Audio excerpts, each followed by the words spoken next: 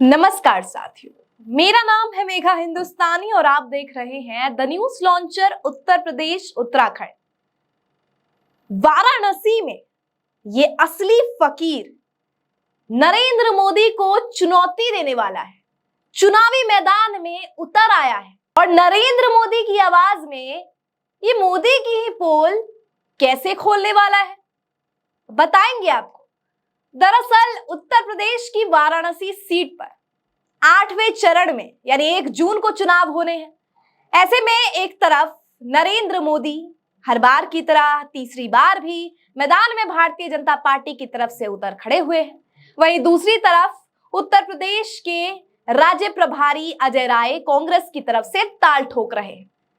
अब ऐसे में नरेंद्र मोदी के खिलाफ एक नया मोदी आ गया है जो मोदी को खुली तौर पर चुनौती दे रहा है और ये नया मोदी नरेंद्र मोदी ही है। समझे नहीं? बताती हूं आपको।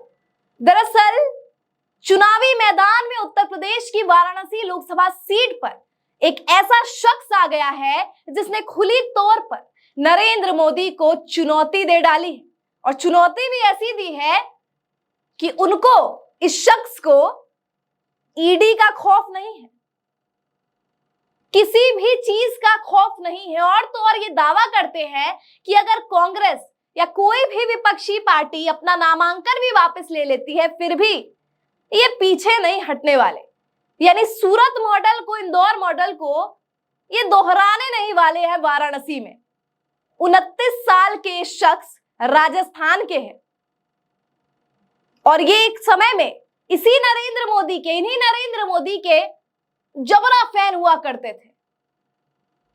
तो आखिर मोदी जी के फैन, मोदी जी के भक्त जो 2017 तक मोदी जी का महिमा मंडन करते थे, वो मोदी जी की आवाज में मोदी जी का पोल खोलने के लिए चुनावी मैदान में आ खड़े हुए हैं। कौन है ये शख्स जो दावा कर रहे हैं कि अगर ईडी का प्रयोग भी किया जाएगा तो उनके पास कुछ भी नहीं है, वो असली फकीर है, झोला उठाकर चल देंगे। मैं बात कर रही हूं अपनी प्रतिभा के माध्यम से लाखों दिलों पर राज करने वाले कंटेंट क्रिएटर जो अपने हास्य से लोगों में न केवल ध्यान आकर्षित करते हैं बल्कि बहुत से महत्वपूर्ण विषयों को भी उजागर करते। श्याम रंगीला, वही श्याम रंगीला जिसने बात कही कि कॉमेडी में राजनीति आ गई है, इसीलिए उन्होंने निर्णय लिया कि राजनीति के माध्यम से अब कॉमेडी करेंगे। और ऐसा मैं नहीं कह रही, उन्होंने सोशल मीडिया एक्स पर बकायदा ट्वीट किया है कि उत्तर प्रदेश की वाराणसी से प्रधानमंत्री नरेंद्र मोदी के खिलाफ चुनावी मैदान में ताल ठोकेंगे। क्या कहा उन्होंने, आइए पढ़ते हैं, स्क्रीन पर नजर डालिए। आज से ठीक 6 दिन पहले श्याम रंगीला ने लिखा, वाराणसी से निर्दलीय नामांकन दाखिल कर दूं क्या? मुझे लग रहा है इसी से उनको टक्कर मिलेगी। कौन कौन साथ देगा मेरा बताओ, फिर मैं टिकट की व्यवस्था करूंगा बनारस आने के लिए। फिर 2 दिन बाद वो लिखते हैं, यानी आज से 2 दिन पहले वो लिखते हैं, वाराणसी से मैं चुनाव लड़ूंगा क्योंकि आजकल किसी का भरोसा नहीं, कौन कब नामांकन वापस ले ले। जी हां, आपने बिल्कुल ठीक सुना। जब श्याम रंगीला ने अपने सोशल मीडिया पर वाराणसी से चुनाव लड़ने की बात लिखी तो लोगों ने मजाक भी उड़ाया, कुछ लोगों को यकीन नहीं हुआ, कुछ लोगों को लगा कि शायद ये मजाक कर रहे हैं। लेकिन अब इंटरव्यूज के माध्यम से श्याम रंगीला ने मीडिया के माध्यम से यह बात कह दी है कि नरेंद्र मोदी को चुनौती देंगे। और ये चुनौती केवल इसलिए नहीं है कि नरेंद्र मोदी चुनावी मैदान में वाराणसी से है, इसलिए सबके ध्यान का केंद्र वाराणसी है, लेकिन इससे भी ऊपर ये लोकतंत्र की लड़ाई है और लोकतंत्र को बचाने के लिए, जीवित रखने के लिए ये चुनाव बहुत जरूरी हो उठा है। और इस चुनाव की अहमियत को समझते हुए श्याम रंगीला चुनावी मैदान में आ गए। कोई ईडी सीबीआई का डर नहीं है, जिसको नामांकन वापस लेना है ले ले, हम तो रहेंगे यहां पर। और उन्होंने वोटर्स से अपील भी की है, मतदाताओं से, कि जिनको लगता है कि भारतीय जनता पार्टी के अलावा कोई विकल्प नहीं है, जो विकल्प तराश रहे हैं वाराणसी में, उनके लिए विकल्प बनकर आया हूं। यानी जो मोदी को पसंद नहीं कर रहे, मोदी के कार्यों को पसंद नहीं कर रहे, या जिनको भी श्याम रंगीला की भांति लग रहा है कि देश में लोकतंत्र खतरे में है, लोकतंत्र की लड़ाई जो प्रत्यक्ष हो उठी है। बकायदा उन्होंने कहा है कि इंदौर सूरत वाली जो घटनाएं हैं, जो साजिशें हैं, वो वाराणसी में ना हो जाए, वो देश के अलग अलग कोनों में ना हो जाए। इस बात को मद्देनजर रखते हुए वाराणसी सीट से श्याम रंगीला खुद चुनावी मैदान में आ खड़े हुए हैं। अब दोस्तों, यहां पर दिलचस्प ये हो उठा है कि नरेंद्र मोदी की ही आवाज, क्योंकि नरेंद्र मोदी की मिमिक्री करते हैं और इसी से काफी फेमस हुए, काफी नाम कमाया उन्होंने अपना, बकायदा इनका यूट्यूब चैनल भी है। इन्होंने अपनी जर्नी जो है वो कॉमेडी में शुरू की, कॉमेडी में फिर राजनीति को भी लाए। न केवल नरेंद्र मोदी की, राहुल गांधी की भी मिमिक्री करते, बहुत सारे नेताओं की मिमिक्री करते हैं, लेकिन लोगों ने खासा पसंद नरेंद्र मोदी की मिमिक्री को किया। और पेट्रोल की बढ़ती कीमतों पर जो व्यंग कसते हुए श्याम रंगीला की कुछ वीडियोस है, उसको दर्शकों ने काफी पसंद किया, लोगों में भारी प्यार मिला।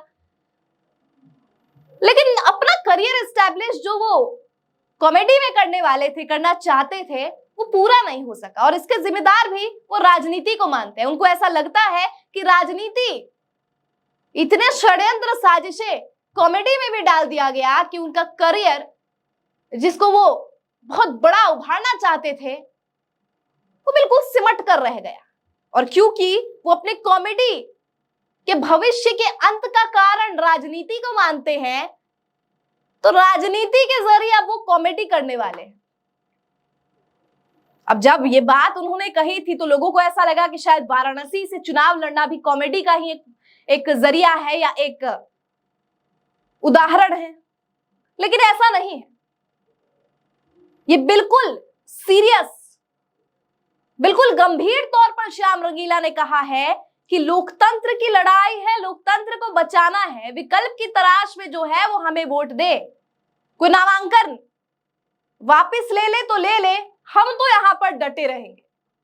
और वाराणसी सीट पर कोई अचंभा करने वाली बात नहीं है नरेंद्र मोदी की जीत, या यहां पर कोई जातीय समीकरण या कुछ भी बात करने का कोई तुक ही नहीं बनता, क्योंकि नरेंद्र मोदी खुद चुनावी मैदान में है। लेकिन नरेंद्र मोदी की आवाज में, जो मिमिक्री में, जो पोल खोलेंगे ना श्याम रंगीला, जो बातें, जो सच्चाई, जो देश को भ्रमित कर रहे हैं नरेंद्र मोदी एक तरफ, उसी भ्रम को उजागर जो श्याम रंगीला मोदी जी की आवाज में करेंगे, ये देखना दिलचस्प होगा। क्योंकि वाराणसी में एक तरफ नरेंद्र मोदी तो चुनावी मैदान में है, दूसरी तरफ कांग्रेस की अजय राय है, उत्तर प्रदेश की राज्य प्रभारी है, आरएसएस से जुड़े हुए थे पहले। वही अजय राय है जो 2007 में भारतीय जनता पार्टी को छोड़ चले थे, क्योंकि उस समय मुरली मनोहर जोशी को टिकट दे दिया गया था। हालांकि बाद में समाजवादी पार्टी में आए, समाजवादी पार्टी के टिकट पर इन्होंने चुनाव लड़ा, लेकिन जोशी से हार गए। हालांकि ये 2012 में कांग्रेस में शामिल हो गए, लेकिन इससे पहले भी 1996 और 2002 में उन्होंने सीपीआई को हराया था। फिर जब ये कांग्रेस में शामिल हो गए तो वाराणसी की सीट पर इन्हें 3 बार चुनावी मैदान में उतारा गया। 2014-2019 में क्या हुआ आपको पता ही है कि नरेंद्र मोदी कैसे सांसद के रूप में चुनकर आते हैं, और अब क्या देश में स्थिति है वो तो आपको पता ही है। लेकिन यहां बात वाराणसी लोकसभा सीट की नहीं है, सीट से खड़े प्रत्याशी की है, श्याम रंगीला की है, उस युवक की है जिसने नरेंद्र मोदी की आवाज के जरिए नरेंद्र मोदी की पोल पट्टी खोलने का काम करते आए हैं, करते रहेंगे। चुनावी मैदान में आ गए हैं, और इस चुनावी मैदान में अपने आप में सोचने वाली बात है कि जिस नरेंद्र मोदी के सामने लोग बोलने से भी डरते हैं, लोग बोलने से पहले भी सोचते हैं, उस सीट पर राजस्थान का एक लड़का जो मोदी की मिमिक्री करता है वो खड़ा हो जाता है। और ना केवल खड़ा होता है, कोई डिप्लोमेटिक आंसर्स नहीं देता, कोई डिप्लोमेटिक नहीं कहता कि मुझे चुनाव लड़ना इसलिए लड़ा, वो कहता है लोकतंत्र की लड़ाई है, लोकतंत्र को बचाना है, इसीलिए चुनावी मैदान में आज खड़ा हूं। नहीं चाहता सूरत इंदौर जैसी घटना वापस हो देश में।